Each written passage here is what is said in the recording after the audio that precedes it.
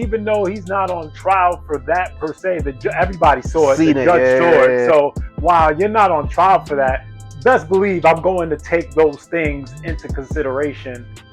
Perfect. And this one was a big one. It held us down from May 5th to July 2nd with a trial, and then made us wait 3 more months for the sentencing of Diddy. And your guy Diddy was sentenced to 50 months, 4 years and 2 months in federal prison. Like I said, that trial went on for a while, and the investigation, including the raid plus the arrest, even longer than that. Right. So he has already been given about 12 to 13 months of time served for what he was given in custody for. At the sentencing, he gave a lengthy apology, but does seem as if his lawyers are planning to appeal. You seen the pictures that they posted, like on his knee, like that? I'm like, is this real? But he did that at the other one too. Did he? He did, but not on like. I heard this one was full like he was begging for his, but and then I seen the pictures. I'm like, having a tantrum in the courtroom. But yeah, I think he dropped to his knees in both situations. One out of happiness and one, I guess, out of sadness, or it's because it's really weird, right? It's a weird place to be with Diddy. Like, I believe you said that you thought he might possibly get more. Yeah, I thought he was gonna get more time. But I also think he got. You thought he was gonna be out. But that's I think where I'm at with it. I don't think by no means that Diddy is an innocent man, but for what he was being charged for, I think that I don't think people get that much time for cases like that. The judge felt the need to do something. Like he ain't want to just, all right, I'm gonna let him go. Like the judge felt the need to. I have to send some type of message that this is not okay. You think because of the intimidation factor that Diddy, I guess, held over his girlfriends? I just feel like because of who Diddy is, what he did. Like I said, I feel like the judge couldn't just let him off scot-free. Even though Diddy's already been in jail for a year, the judge could have sentenced him up to, like, I think 11 years or something like that. I thought he found a good middle ground. I heard that the prosecution brought up that Diddy had speaking engagements next week. But that now sounds a little wild. But I heard it was part of his. I don't know if you heard anything in the press where he said that he has already been doing meetings with inmates in terms of teaching them business skills, and I think he was planning on doing like something with community service type. With the prison outreach type thing. But that was what the speaking engagement was going to be. Nonetheless, I believe the judge and the court took it as hubris, as if like you're this high on yourself that you think that you could be booking gigs. But when I heard when I first heard it, I'm like, oh, I'm thinking like Dateline, or he's speaking to like a group of kids, not a group of kids, but like at a college or something like that were paid engagement. So I guess it's a gray area where there's like, you probably could have waited or maybe kept that in house as opposed to being as public with that. But you gotta, I think Diddy's in a weird place where he knows he did wrong and he knows has to go through a situation right now that he doesn't want to. Whether you want to call it punishment for what he did wrong, he's being punished in some way, shape, or another. Right. And I think you got to just deal with it. Now, I don't even know if it makes sense to appeal. If you've already been given time served and it's only 50 months, by the time the appeal process wouldn't you be more than halfway? Well, I mean, you're going to appeal, right? Because you don't agree. So I think the natural thing to do when you don't agree is just appeal. It costs money, though. I mean, he got money. Does he at this point? I'm not saying he's broke. Because they didn't take away. They didn't. Did they seize his? I mean, he still has assets. I mean, he had a private. I mean, not that means that. No. I think all the stuff that he gave up was just for like when he was going to try to get bail. He was willing to give all those stuff up, but I don't think at the end of the day. He still has all of that stuff. Yeah. Did he still a wealthy? Is he a billionaire? Probably not, but he's still a wealthy man. Yeah. I mean, you got to do the time if you did the crime. Now, you're gonna appeal to Trump, try and get that, that unconstitutional, un-American. That they know where their next play is at. I guess though, where I feel a little bit of sympathy for Diddy, and this is, I guess, the only place is like if really in your head you thought you were just having a good time with your girlfriend. As weird as it may be, for me it would be hard to be like I'm sitting in prison. because I wanted to have a good time with my Well, no, he girlfriend. also he whooped the ass. I mean, we all But saw he's not on that. trial for that. But yes, he knows he whooped the ass, and And maybe he there was knows, times even though he's not on trial for that per se, everybody saw it. The seen it. judge saw it. Yeah, So while you're not on trial for that, best believe I'm going to take those things into consideration when I'm figuring out if I want to, let you free or make you do some more time. is this close to like a OJ situation where OJ didn't get locked up in the criminal trial, but got screwed in the civil case, and then got a crazy sentence for like a theft of his own property, so to speak. But some people thought the punishment was way stricter than the crime that he Right. actually did, and that is where your celebrity. You want to be a celebrity, and you want to take what comes with it, right? You want to skip the line, you want to get the VIP treatment. Being a celebrity now has come to affect you in now the sentencing of it, because if you weren't who you were, you probably would have gotten a lighter sentence. You know Yeah. what I mean? So you got to actually take that with it. That's a weird way to look at it. I think the biggest lesson, like learn it, because don't laugh, learn. I think Louis Farrakhan made that quote: when somebody goes through their trials, don't laugh at it, learn from it. And it's really, I don't know where Diddy got away from this, because it seems like he came from a decent upbringing, but the way that you treat people matters. Hmm. And I don't know why at some point it didn't hit him. The power, I mean, it gets to your head. Yeah, And, I don't. but you also, I think, it's a level of separation, distance. Now, whether it's through drugs and alcohol, or he just doesn't have close, because you got to treat your close friends.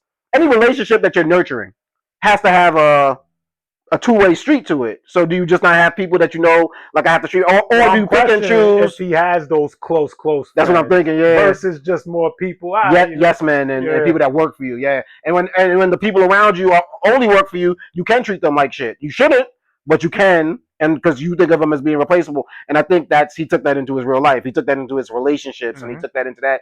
And it almost sounds as a lesson I would tell my kids. I shouldn't be talking to a man older than me. You know what I'm saying? Like, but the way that you treat people, Absolutely. not only like matters because of it's the energy you put out, but it comes back to you, and I think that's what Diddy's seeing. Mm-hmm. Dame Dash is seeing that right now. Perfect example. You know what I'm saying? Like, there's no reason. And I was looking at the Dame Dash interview, not to get too off topic, but like, why is Dame Dash in the predicament that he's in? Like, he actually did a lot hip hop wise. And he always seemed like he had Jay-Z's back. Mm-hmm. Now, whether that was true or not, that's for them to decide. But you would have thought that even after the Jay-Z situation fizzled, there was someone he could have linked up with where he could have got himself to like that same level. And it seems like he did. I remember at one point he was running around with currency. He says his wife's business, he turned it into $100 million business, but he's not with her anymore. So is it that the relation, you can't nurture those relationships? No, he's horrible at nurturing relationships. I mean, there's no doubt about it. You see the way he talks to people, treat people. Cameron leaked that. Not leaked. Cameron put that video out when he talked to his kids, and he's yelling at them crazy. And he's so there's that piece, and he's clearly horrible with financial literacy. His way of looking at what to do with money when you have it, he's shown over the years he doesn't have for someone who's been in as many rooms as he has, like he should have better financial literacy. Because he consistently finds himself in bad financial situations, and there's only one way that happens time after time after time. If you don't know how to handle it, yeah, you just making bad decisions. Now, do you think Diddy and maybe Dame Dash might suffer from this? Like, you just kind of, because I don't think Dame Dash is the. He's yes, from the outside looking in, it looks like he's very bad at financial literacy, but I don't think he's the dumbest in hip hop that we've seen with financial literacy. Of course not. So which means that there has to be another factor to know, or I think he has been around maybe some people where he could have learned from. But if you think you're the smartest person in every room, his mouth and all of that, it's not. It doesn't take him far. Say what you will about Meek Mill, and I don't even think this was his plan. He was locked up really, but he got around Michael Rubin, and that has now opened up a door of financial literacy to him that he probably wouldn't have had before. Whereas, be humble. Yeah, I'm around certain people, and you can't tell me you don't need to think you're always the boss. Like Dame, I'm always the boss. I'm always in charge, and I'm gonna let you know that type of deal. Like, be humble sometimes. Be humble. Yeah, because I can't whatever the Michael Rubin of his time was. You can't tell me Dame wasn't in the room with him.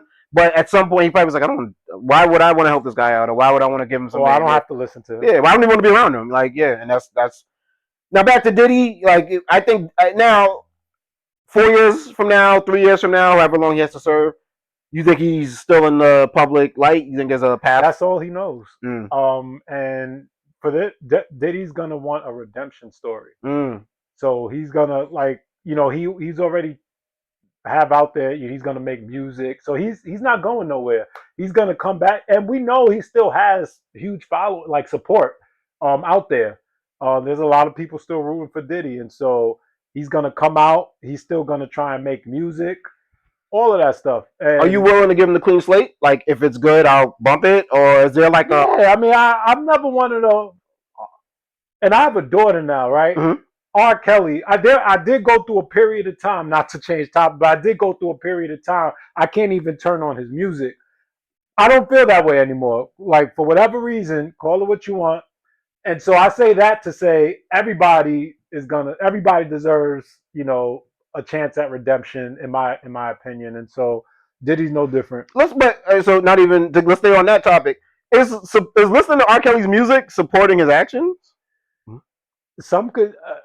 So I don't know where the money goes now when you stream his music. Yeah. But hypothetically saying, let's say it did go to him, then yes. I mean, that would, if you're streaming his music and he's benefiting from it, that is supporting him.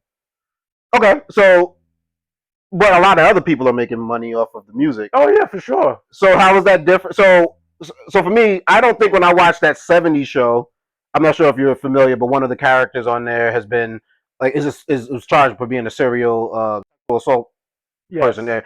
So yeah, but I don't think I'm supporting him by watching the show. So in my mind, is that different than listening to R. Kelly? Because in the typical person, R. Kelly might be the better musician than others. There's a person making the beat for him. There's a person that's engineering the music to make it sound a certain way. There's an entire record label that's actually profiting maybe more than R. Kelly might be off of the song itself. So entertainment, I think there's a gray area like that. Like, I don't think it's a I think it's a weird hill to die on. So I mean, if you're the face of whatever it is, right? While there may be producers, people who do all of these things, you are the face.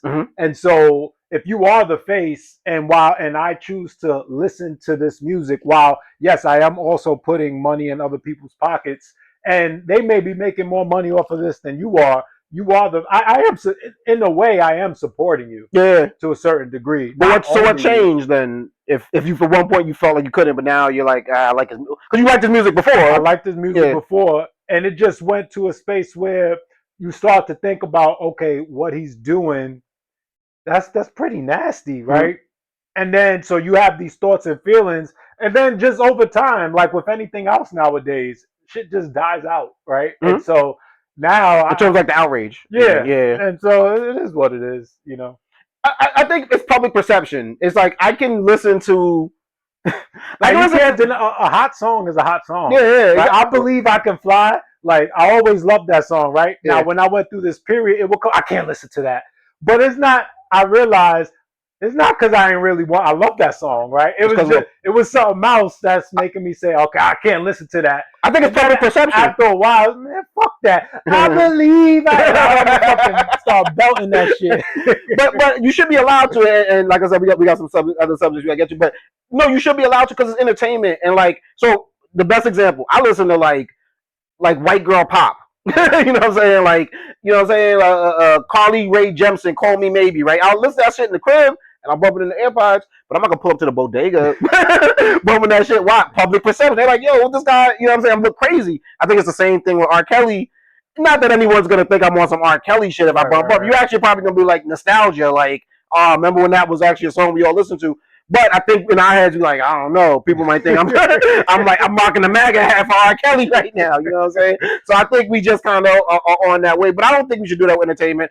And also, if Diddy is being locked up right now, if he's being punished, I think you kind of should give him a clean slate. Once somebody, you serve your time, All right, we good.